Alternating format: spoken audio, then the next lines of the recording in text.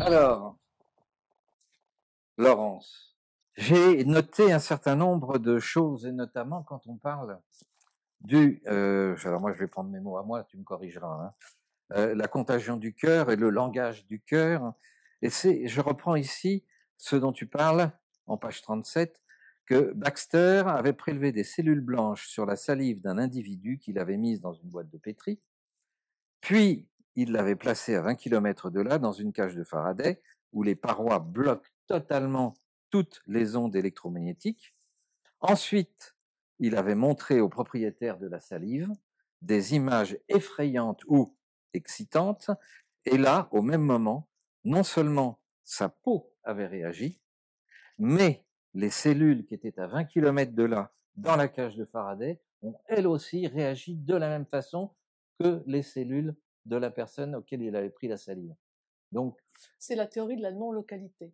C'est une théorie en fait qui fait partie des lois quantiques et qui dit effectivement en langage scientifique, quand deux particules ont baigné dans le même champ d'information, elles interagissent de la même manière, quelle que soit la distance.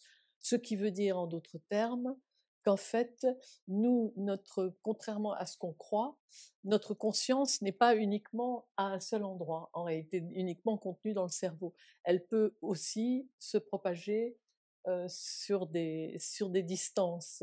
Elle est ce qu'on appelle non locale. Elle ne fait pas partie de notre espace-temps aussi. alors si je pousse plus loin ma réflexion par rapport à ce que tu dis, une maman, parce que c'est très souvent les mamans et les enfants qui ont ce genre de communication, qui ressent, et puis il y a plein d'histoires comme ça, que l'un de ses enfants a eu un accident et qu'il est en fait à 10 000 km de là, mais elle le vit, voire parfois elle le voit.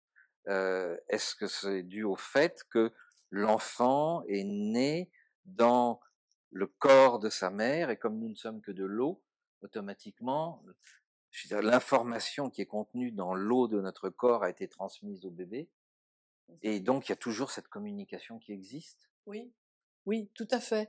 Enfin, il va falloir, disons, l'expliquer d'une manière plus scientifique, si tu me Oui, oui, permets. oui. Mais bon, on peut dire ça comme ça, et on peut même dire qu'une partie de ces informations que la mère, qui relie la mère à l'enfant, et évidemment qui passe au départ par le cœur, reste dans le corps de son enfant, y compris quand il est devenu adulte, adolescent et post-adolescent.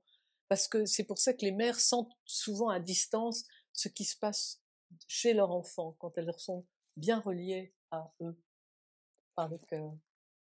Mais bon, c'est tout un développement qu'il faut comprendre et qu'il faut replacer dans un processus, hein, parce que sinon on va faire sauter, on va faire bondir les scientifiques si on va trop Ça, vite. tu nous l'expliques pendant la Voilà, conférence. voilà, je vous l'explique. D'accord, merci.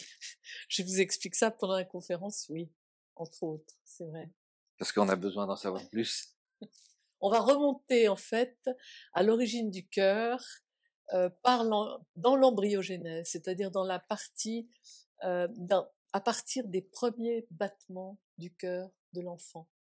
Ces premiers battements du cœur de l'enfant qui en fait vont entrer en résonance avec le cœur de la mère.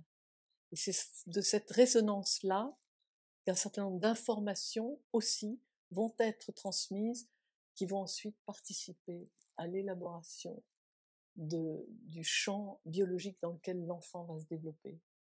Voilà. Mais c'est, Oui. on va y aller Je suis doucement. curieux d'en savoir plus. Merci, Laurence. Merci à toi.